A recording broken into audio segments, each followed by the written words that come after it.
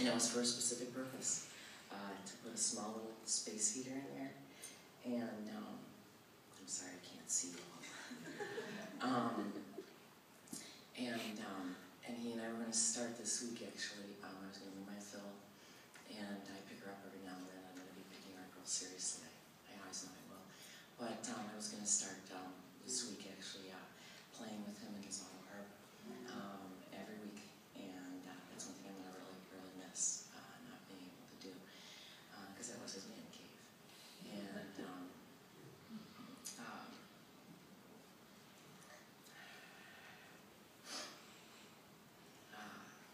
one really, the most cool thing is that I do know that he is with God the Father and with his Son, with the Lord Jesus Christ. He spent more and more time this last year, even more, and dug into the Word even more. And lots of things that he did and said, especially in this past year, I do know that he is with the Lord, and I do know he is with my beloved brother, Mark. And perhaps Gretel. I would like to think so. But I love it. And that's him, see, on great water, on big water, and on the sailboat. And that's my dad. I love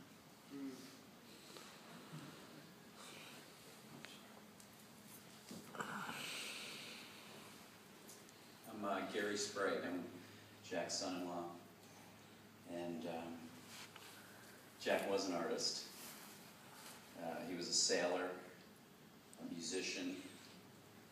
He was a painter. He was a photographer. Jack loved life. Sometimes life was unkind to him. There was three main areas of pain in his life that he carried until he died. And they were three things that are of utmost importance to every man. One is his relationship with his earthly father. That was a source of great pain. They told me the story one time of going on a road trip, and he had his dog Mickey, or Schnooky, Mickey. There was another dog named Schnook. And Jack led Mickey out to go to the bathroom, and when his dad was ready to go, Mickey was nowhere to be found. And his dad said, "Get in the car, we're going." And they drove away. And that dog was a source of hope and strength for Jack with the pain in his childhood. And that's just a snippet of the pain that was involved in his relationship with his father. The second area of pain in his life was work. Jack loved to work, but sometimes work, employers, people that were unkind to him. His last job with IBG didn't end well, and he kind of lost hope after that. He lost hope with the whole process of working, and men need to work. Men get their self-esteem from work, and that was a source of pain in his life. And the third area was his relationship with his son, which in October of 1988 was a great deal of pain when he lost his son. And Jack was never the same since then. Never the same. And he was a lover of life, but sometimes life just wasn't kind. But I do know one thing, that Jack was a man of God. Jack did walk with Jesus.